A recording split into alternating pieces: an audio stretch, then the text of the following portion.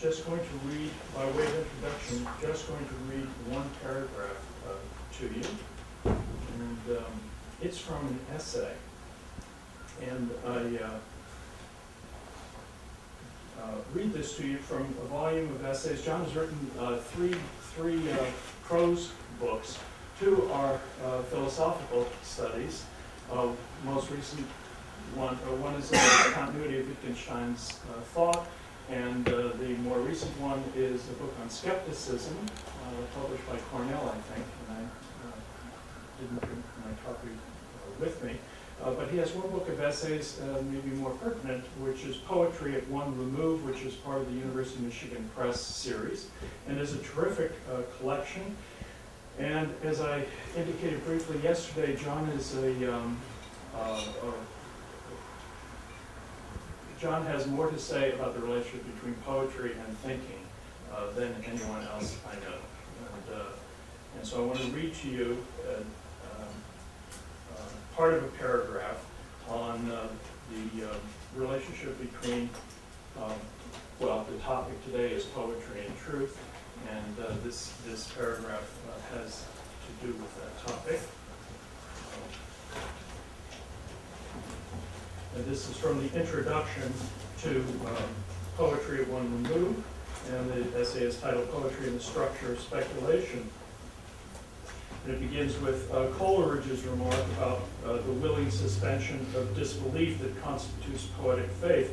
John says that that concept is directed at the relation of the reader to the poem and posits a more or less passive abandonment of ordinary standards of plausibility. But I think that something like a more active form of this relation holds between the poet and the poem, where the aim is the creation, through an act of will, of an extraordinary construction, which may be personal or impersonal, abstract or concrete. The occasion is typically a heightened awareness of a situation or oneself. And in the course of the poem's elaboration, one may entertain and essay notions of whose untenability one is perfectly aware. Notions of whose untenability one is perfectly aware. And untenability one may even acknowledge without being led to abandon them.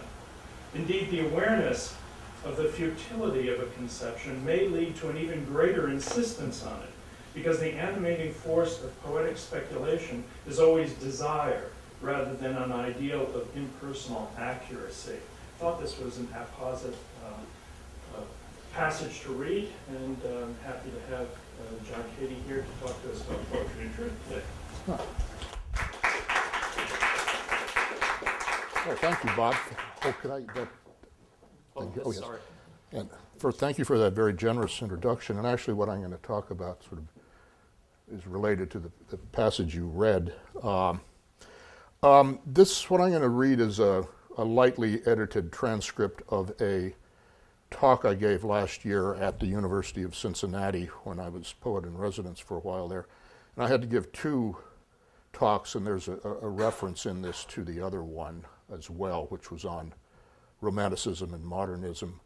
I should mention, I know it's kind of bad form to read a talk, a paper that's been published, but I didn't expect it to come out so quickly. I just got this week this issue of Midwest Studies in Philosophy, which I thought some of you might like to look at, because it's entirely dedicated to philosophy and poetry, and it seems to have contributions by the only 4 philosophers I know of who are, sort of practicing poets as well. So if anyone wants to look at that, it's here.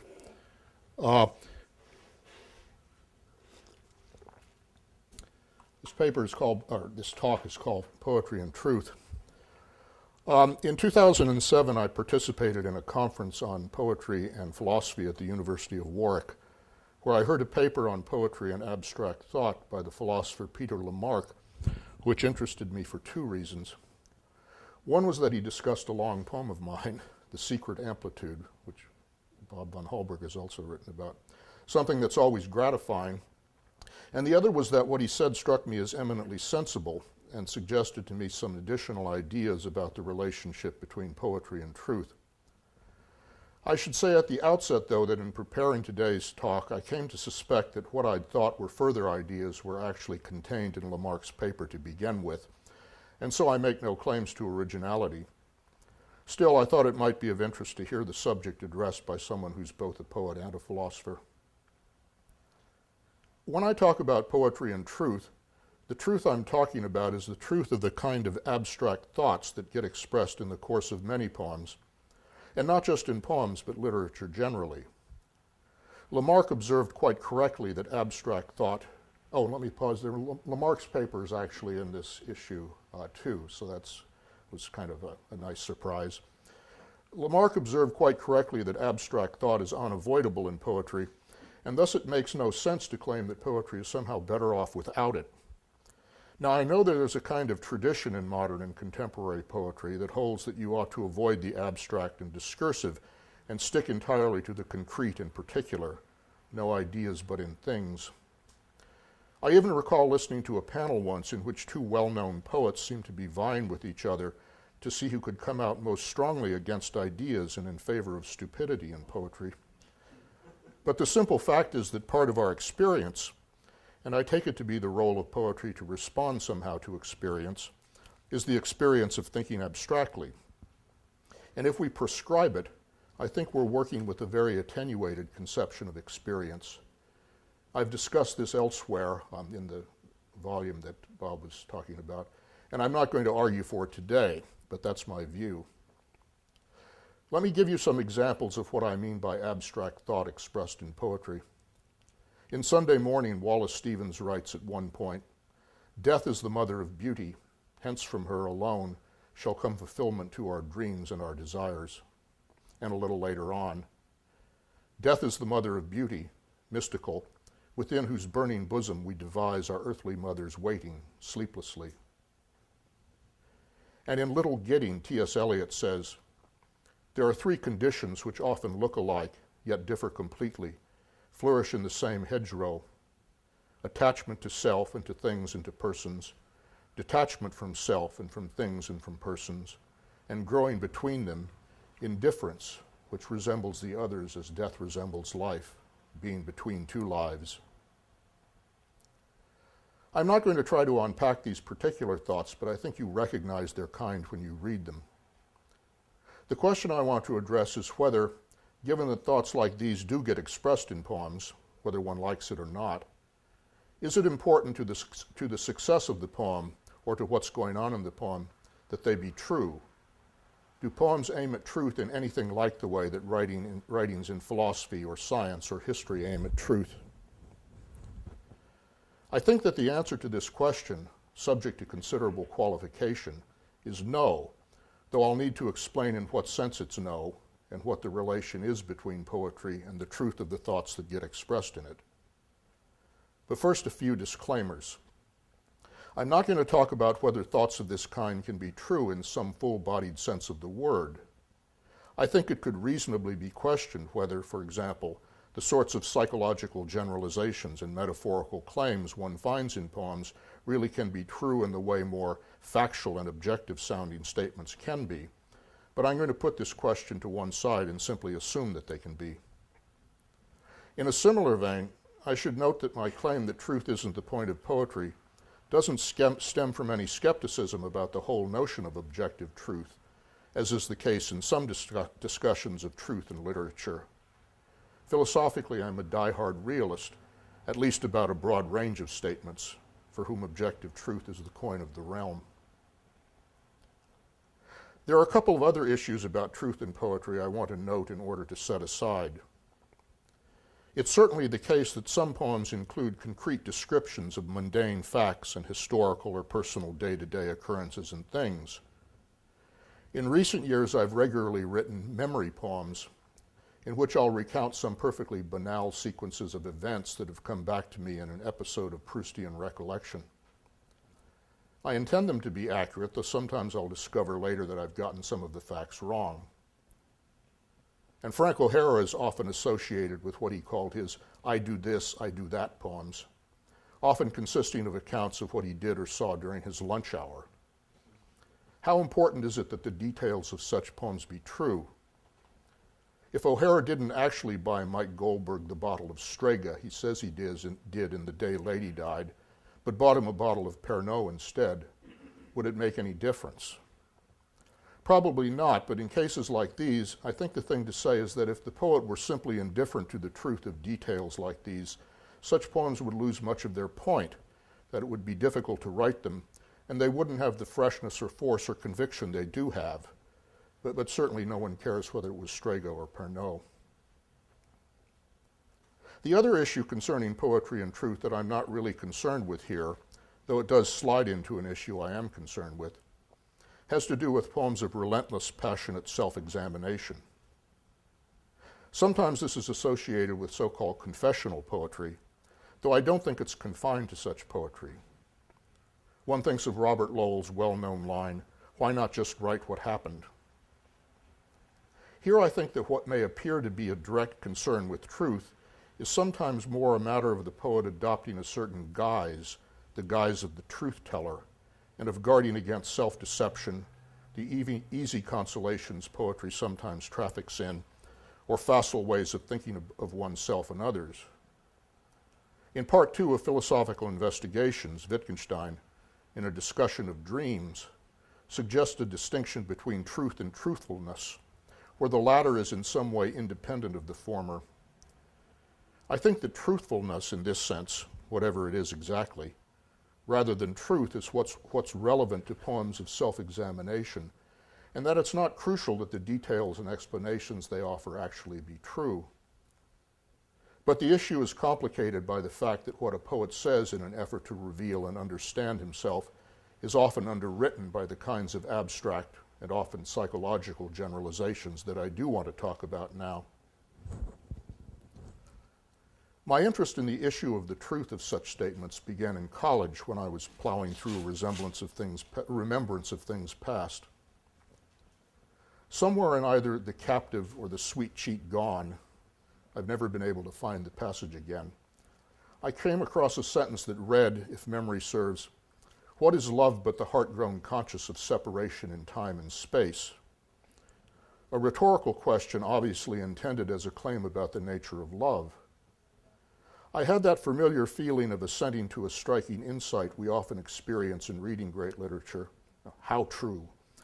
But then it occurred to me that the same feeling of assent could also be prompted by the near negation of that sentence. What is love but the heart grown unconscious of separation in time and space? While the latter is more banal then, and not strictly the negation of the former, clearly the two observations are in tension with one another. No doubt there's a certain ambiguity to the meaning of conscious in the two sentences, but it seemed clear enough that this couldn't be the whole explanation of why one could put oneself into a frame of mind in which the first observation could strike one as true, and another frame of mind in which the second could strike one the same way.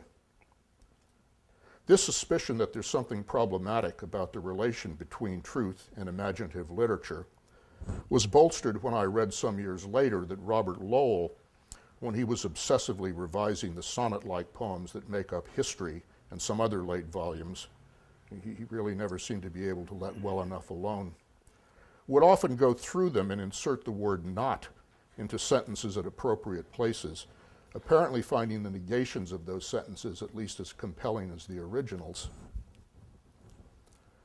Earlier, I offered some passages from Eliot and Stevens as examples of the kind of abstract generalizations I have in mind. Both are commonly thought of as philosophical poets. Eliot was actually trained as a philosopher and wrote a dissertation on F.H. Bradley at Harvard, which to my mind is something of an oxymoron. Let us assume, somewhat tendentiously perhaps, that generalizations of this kind can occur in both poetry and philosophy.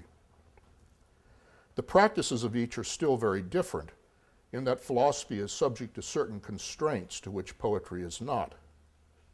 In philosophy, the theses at issue have to be fairly precisely framed, with an effort made to clarify them if there's a chance of their being misunderstood.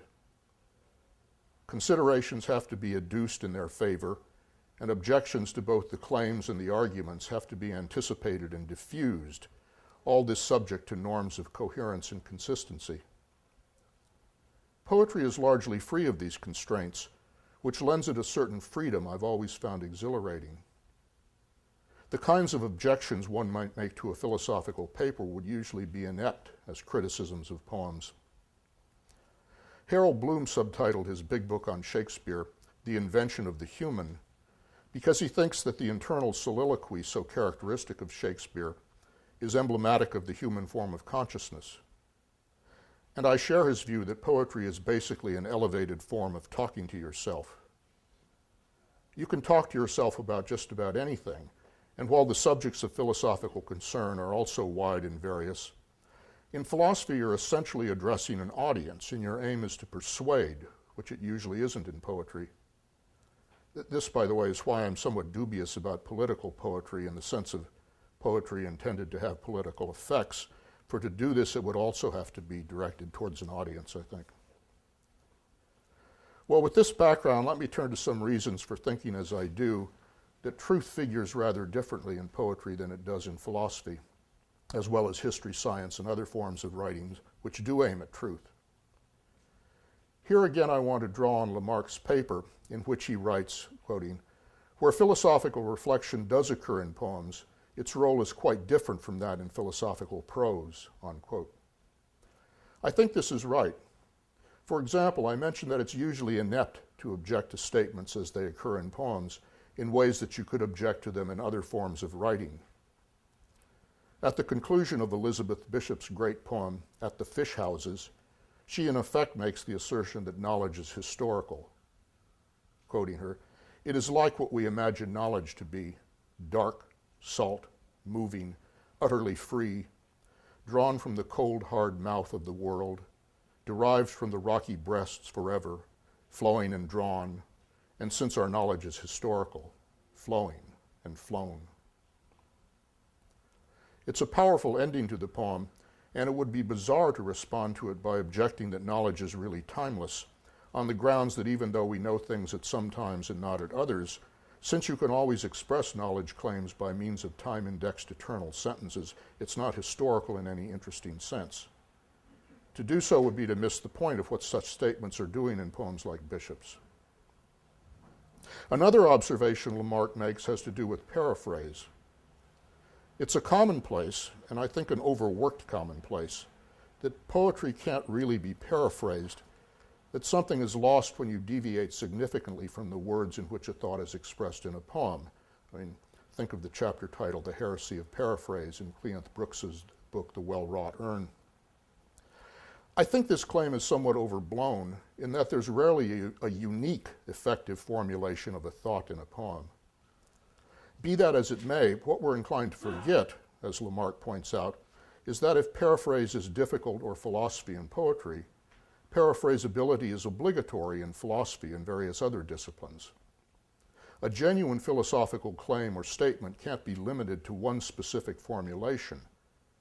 If a point is actually being made, a thought expressed, or a proposition being asserted as true, then it ought to be possible to reformulate it or to put it in other terms. And to the extent that this isn't so in poetry, it suggests that the role of truth in poetry is very different than it is in philosophy and other allied disciplines. A final point I'd like to mention draws on some interests of mine in epistemology and philosophy of language concerning what are called norms of assertion. Assertion is an activity, and activities are usually governed by rules, explicit or implicit. So we can ask what the rules or norms are that govern the making of assertions in ordinary contexts. When are we entitled or in a position to make an assertion that something is the case? The view I subscribe to is a variant of what's called the knowledge account of these norms, which says that when you make an assertion, you have to know that what you're saying is true, or at least be able to respond to a challenge to explain how you know that what you're saying is so really is the case. Yet that sort of challenge to something said in a poem is usually inept, unless it's a very wrong-headed or excessively didactic poem, as it would be to respond to the ending of At the Fish Houses by asking Bishop how she knows that knowledge is historical. So the fact that the use of declarative sentences in poems doesn't seem to be governed by the same sort of norms or rules that govern them in other contexts seems to me to be a third reason for thinking that the role of truth in poetry is different from what it is in those contexts.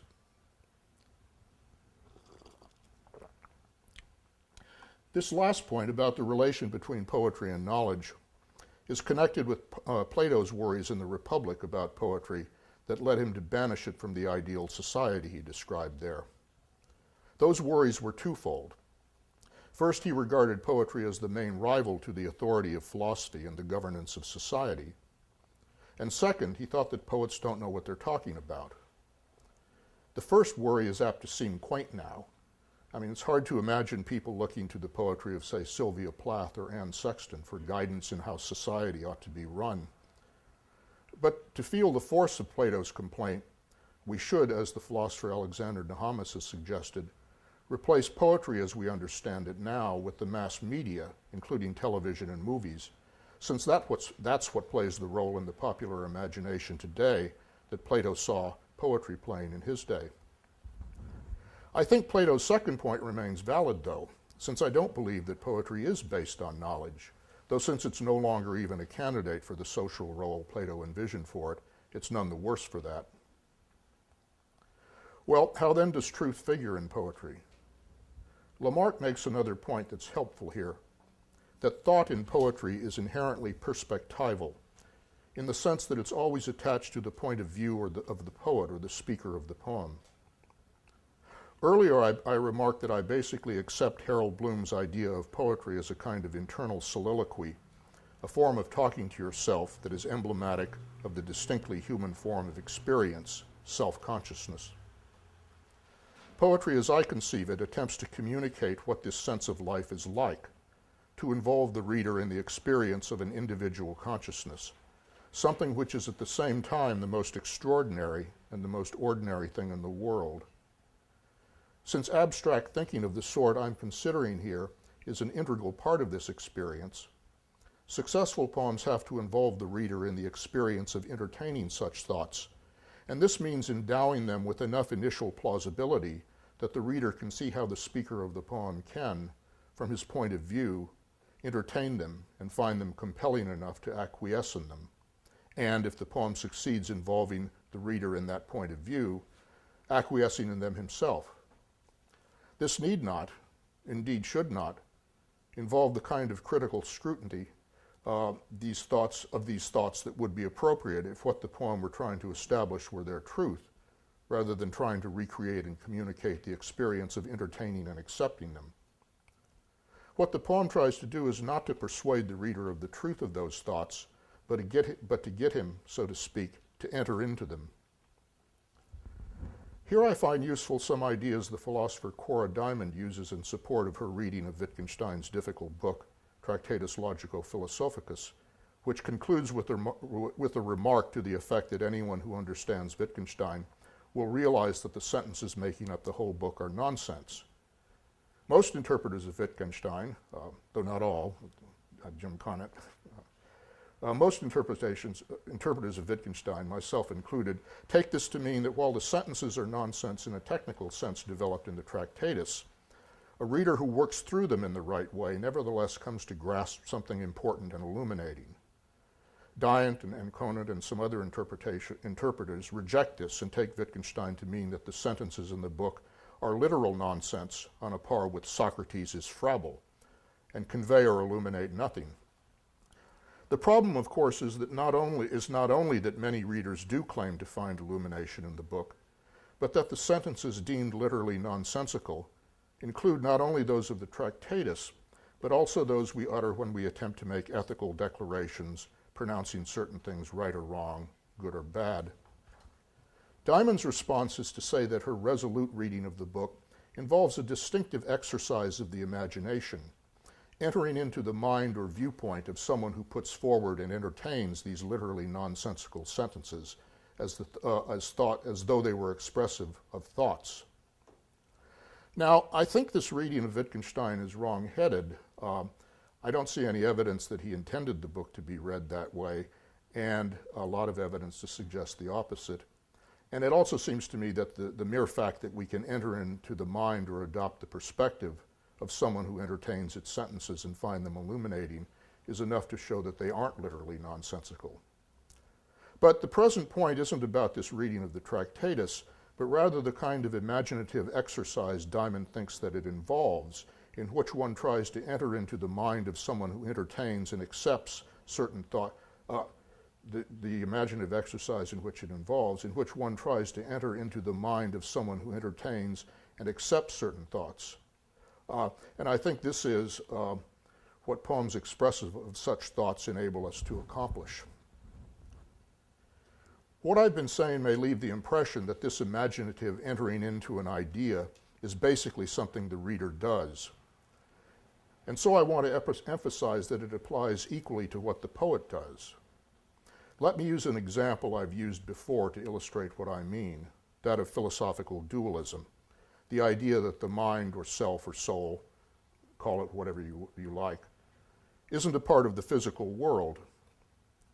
Almost no one in philosophy would defend dualism, and yet there's something about the character of our experience that draws us towards it almost inexorably, so that deep down we're almost all dualists, even if we know better. Dualism has deep connections to Romanticism, and one thing I sometimes find myself doing in poetry is trying to enter into that idea, to inhabit that conceptual possibility, knowing full well that it's illusory. In fact, the poem of mine that Lamarck and Bob von Holberg discussed, The Secret Amplitude, is an example of that. And I find this sort of imaginative exercise taking place in the work of other poets too. In the paper I just alluded to, I discussed Elizabeth Bishop's poem, In the Waiting Room, in which she recounts an episode as a child in which she experienced a radical sense of detachment both from her social identity and from her physical, biological self. Of course, Bishop almost certainly didn't have philosophical dualism in mind, but I think her poem can be seen as implementing one of the key steps in a classical Cartesian argument for dualism, in which one attempts to vividly imagine the distinctness of the mind and body in an effort to establish the conceptual possibility of their separation, from which one then tries to infer the metaphysical possibility of their separation. And so one thing poems of the sort I have in mind can do is convey what it's like to take an idea like dualism seriously, to entertain it and acquiesce in it, even if one believes on other grounds that it's untenable. Why is this something that's important to do? I think it's because being drawn to thoughts like these, whether or not they're true, and whether or not they can survive strict philosophical scrutiny, is a central part of human experience, and that attempting to capture and convey even these elusive aspects of human experience is a central aim of poetry, at least as I conceive it.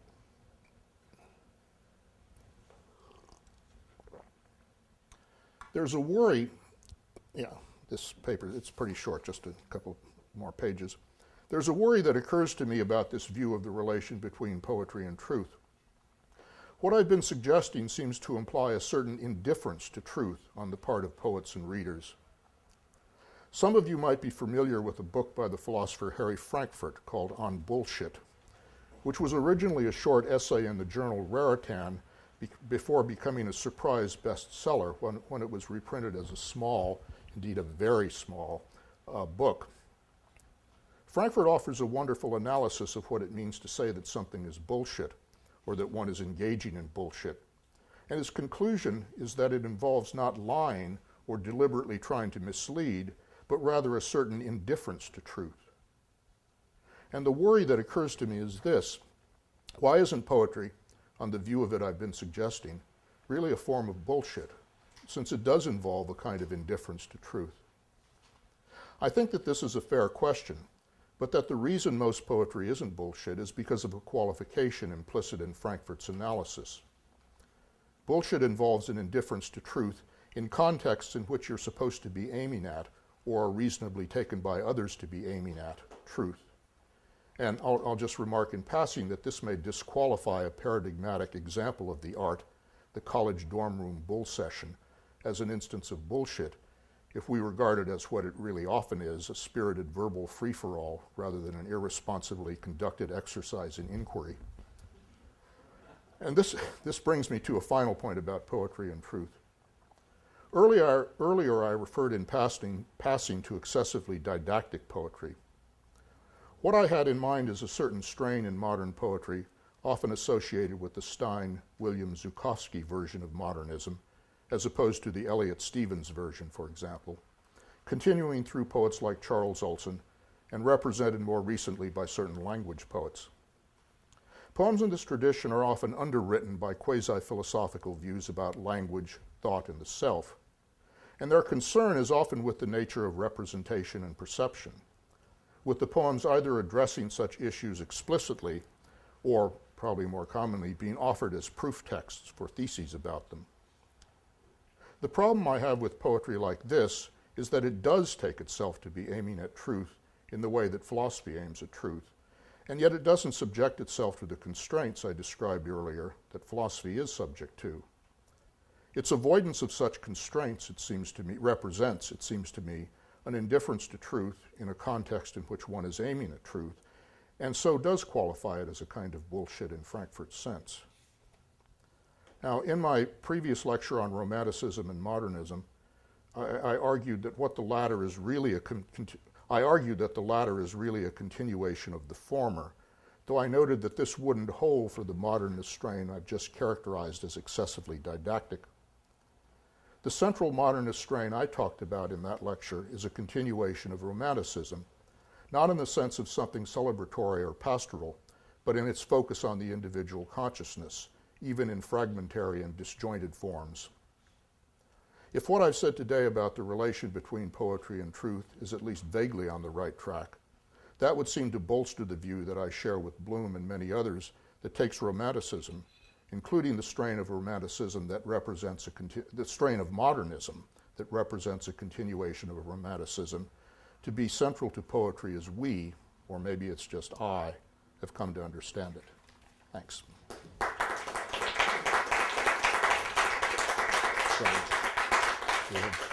Questions? Sure.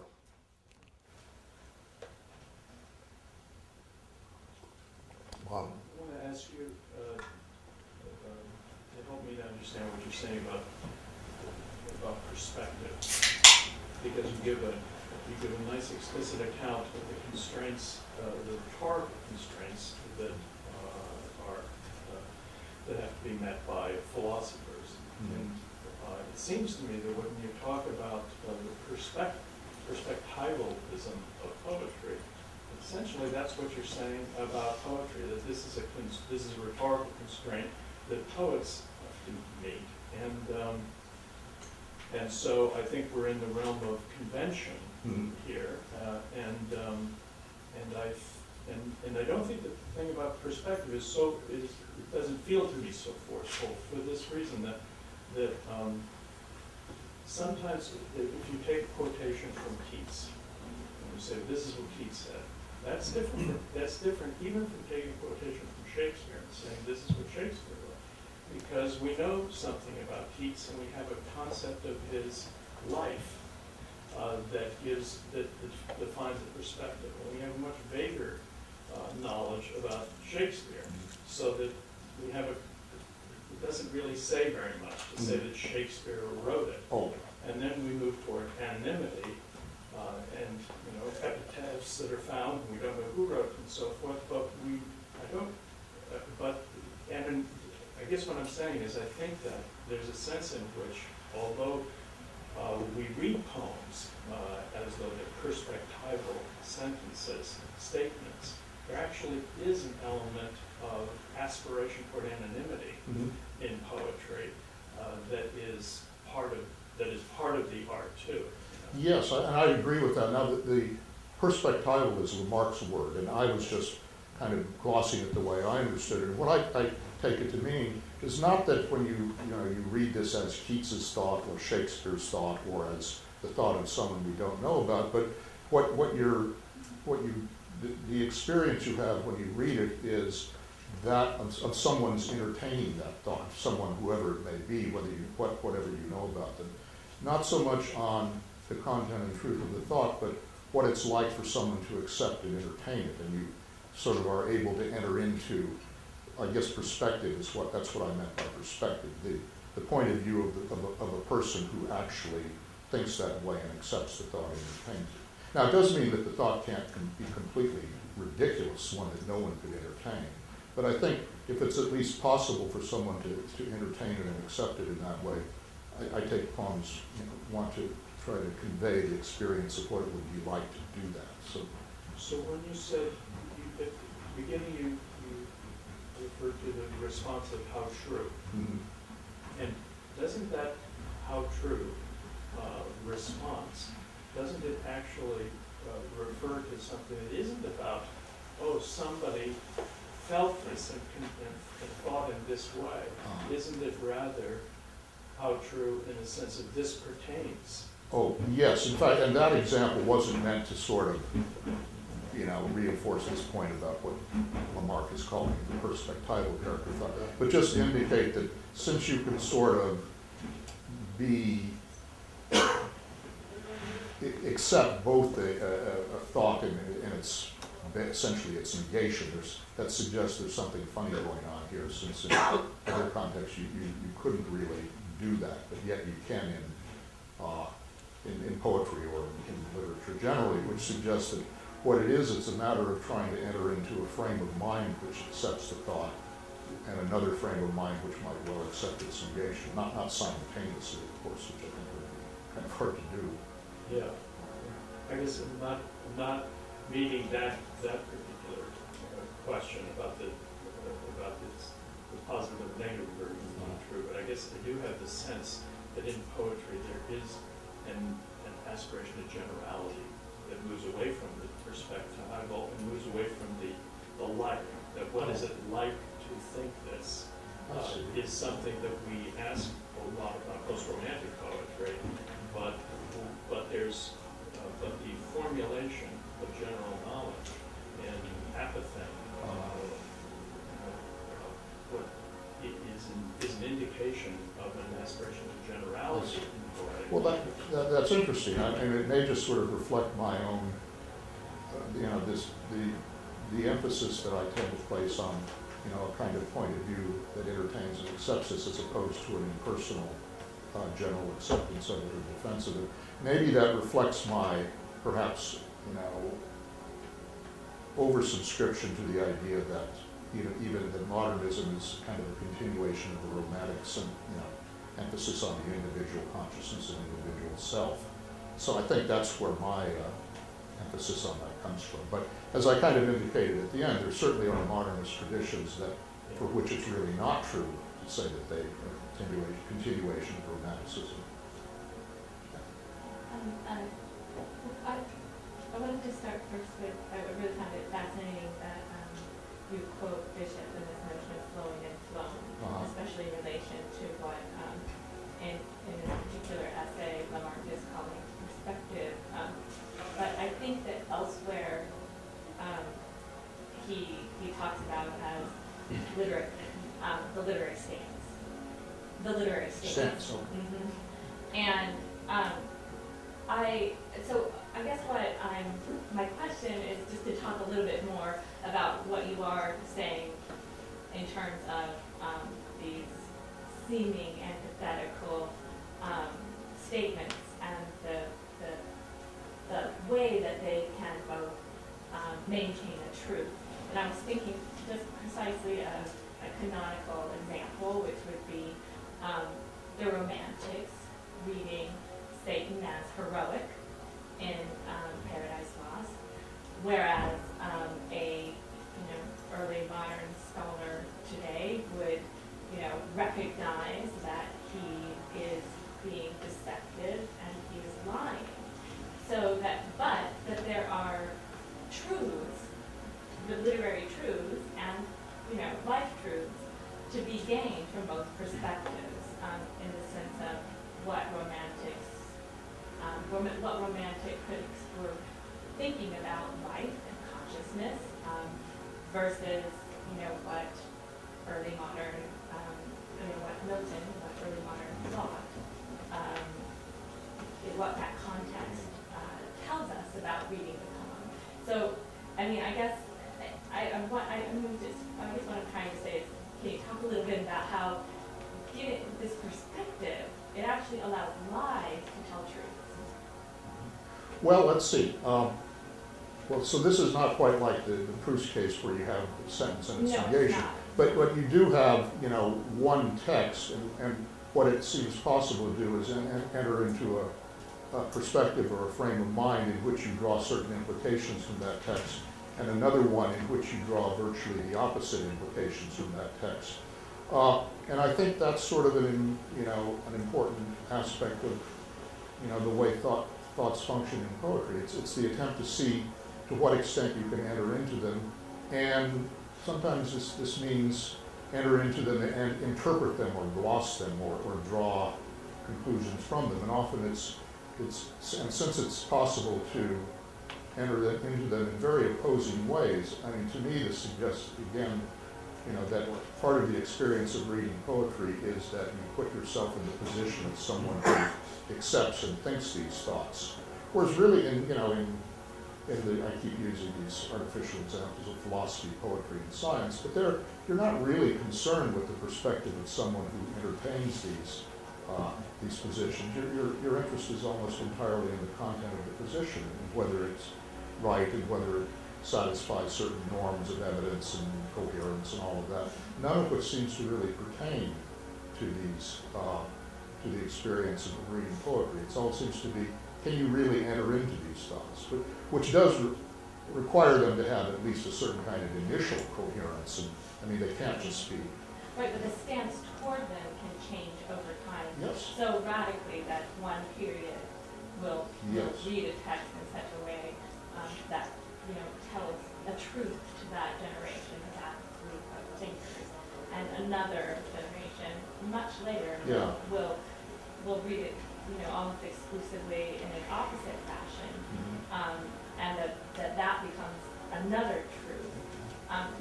And then the person later on can do an intellectual history of the readings of the poems and say, oh, both of those readings are possible, and sort of juxtapose them, and but not necessarily at the time that the people were doing the reading. They may have thought exclusively that no, this is the current way.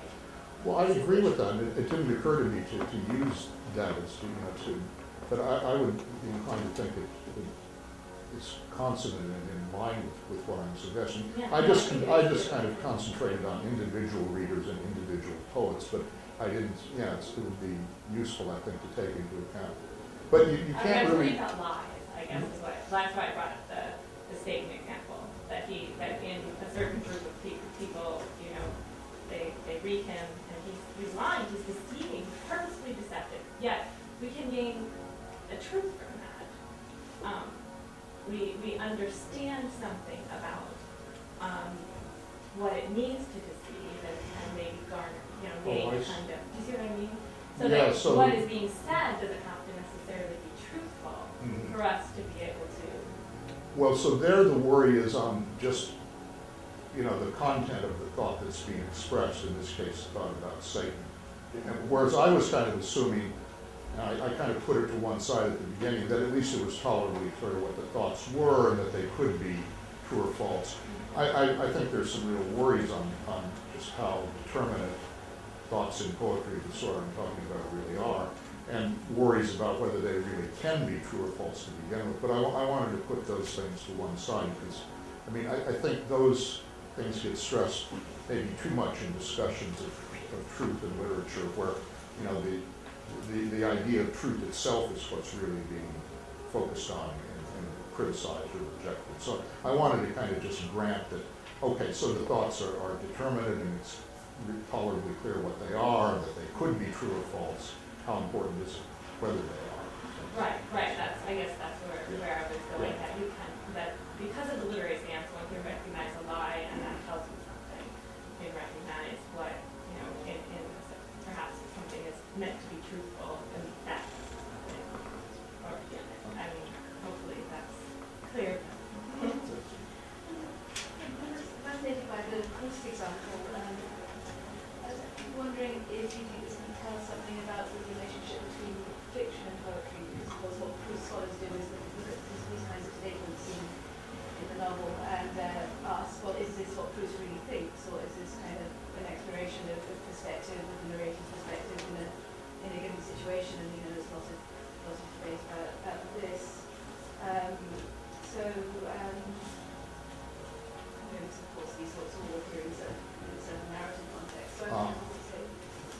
This would be maybe a respect in which fiction or proofs is somewhat different than poetry, because there is a question as to whether Marcel is really Proust. Yeah, I was just, that's interesting. I hadn't thought of it that way. I was just thinking that the case where you know, sort of in line with the Robert Lowell thing, you can take a proposition to which you assent and then you realize that the negation sounds pretty good too.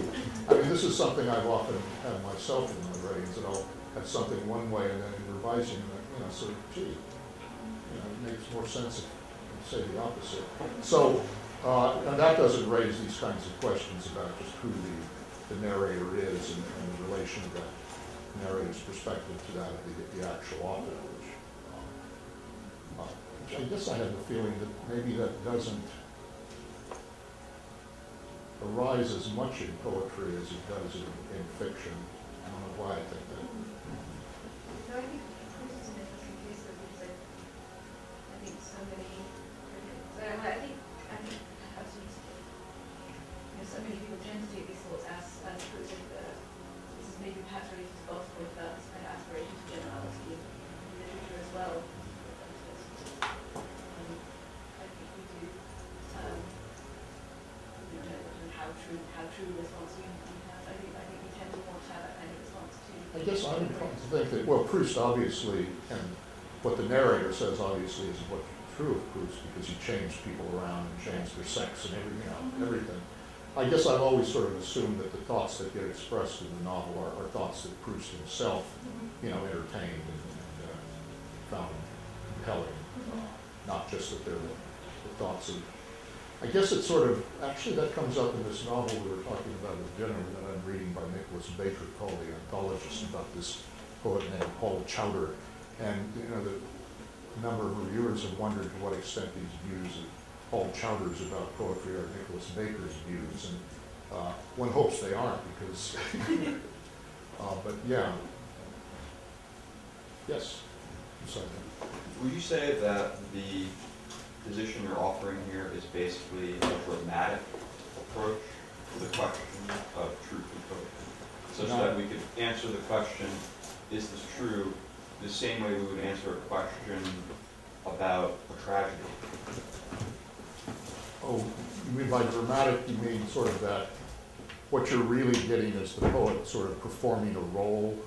Right, or even we have a mimetic representation of a situation, and we can adjudicate its probability, or for some people, one could adjudicate its truth or falsity based on what exactly is the question, I guess, that follow. Would you say that's sort of the model that you're... Well, maybe to some extent, though.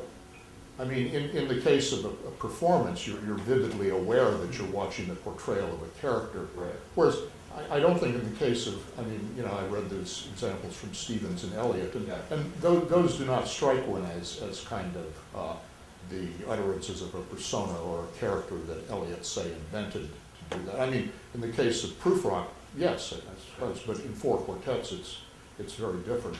So, yeah, I guess the likening it to a dramatic performance would be truer of say, Prufrock than of four quartets, and I guess I'm, so to that extent, I would kind of resist assimilating everything too closely with the dramatic performance. Yes? Well, that was an awesome talk. Shoot. Really appreciate your time. I was really piqued by your example about dualism. We sort of have an inclination to believe in it, even if it doesn't stand up to philosophical scrutiny. And I guess I'm asking you this more for the philosopher and even for the poet, but it seems like the nature of that knowledge stands up to a risk of getting cashed out in terms of kind of like religiosity. And what I want to know is, do you think that the knowledge of that nature, where is that going to find a home? Oh, well, actually, I'm teaching introductory philosophy, and I thought we just talked about that on Monday.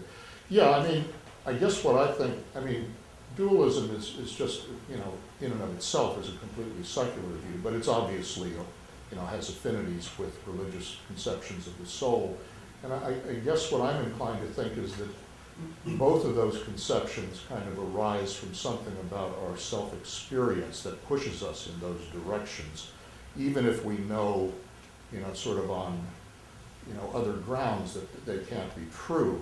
And that arguments for dualism, Descartes, are kind of attempts to put one's finger on what it is about our self-experience that gives rise to these either secular or religious conceptions.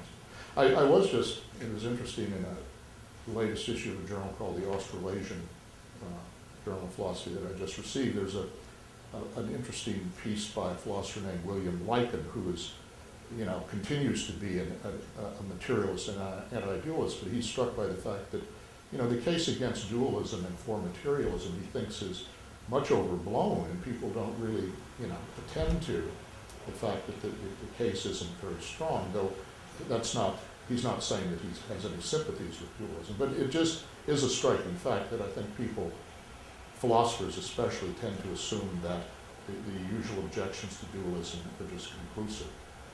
So that's why, I think it's a kind of tendency, at the end of a lecture on ethics, Wittgenstein refers to a tendency of the human mind that I would not for the life of me scorn or something like that I deeply respect. So it's that. I mean, you can deeply respect something at the same time thinking on other grounds that it just can't be true. That's what I was trying to say. Yes? I just wonder if you could say more about the contrast case with philosophy, in the sense that at least there's a strain or several strains of philosophy that I find very appealing, like Plato's dialogues, or the Sudanis authorship of Kierkegaard's, or Hegel's phenomenology of mind, or Wittgenstein, where the form of the philosophy takes is, it has just sort of in each case remarkable literary form, yes, but also one of its features is that in each of these cases, in different ways, there are many voices speaking, and they're often speaking to each other. Mm-hmm. And I wonder how does this fit into your kind? Well, how it fits in your yes, I didn't raise those just because they would muddy the waters a little bit. But I mean, when I was describing philosophy, it's really a kind of parody is too strong, but what's Lindsay Waters described as 9 to 5 philosophy, and sort of professional card-carrying philosophy as it's supposed to be done. But that certainly doesn't characterize a lot of, and I won't say anything about Hegel because I couldn't, but certainly Wittgenstein is a perfect example of, well, you do have both contrasting perspectives and voices in there, and there's this constant struggle with trying to entertain a conception and then to sort of react against it. I think one thing that's interesting about Wittgenstein is that he probably comes as close to any philosopher I can think of as violating what Lamarck says about, it's essential to philosophy that the point could be put differently. And I think in many cases in Wittgenstein, it would be very hard to reformulate, what you get from reading Wittgenstein in other terms or in other language.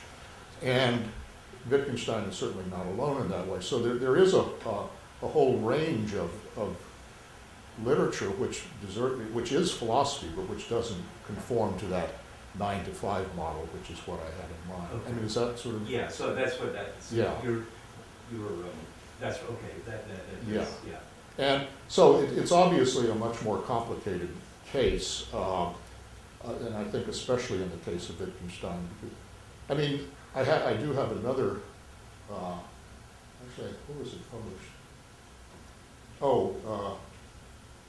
In Literary Imagination, called Wittgenstein and Lyric Subjectivity, sort of arguing that even though Wittgenstein is, often taken by people like Marjorie Perloff to be a kind of canonical modernist figure who's sort of deflating some of these romantic conceptions, really Wittgenstein himself is permeated by this kind of lyrical subjectivity and this talking to oneself. I mean, that's what the two voices are really doing, is Wittgenstein. So I think it really forms a clear exception to this kind of oversimplistic model I'm putting out here.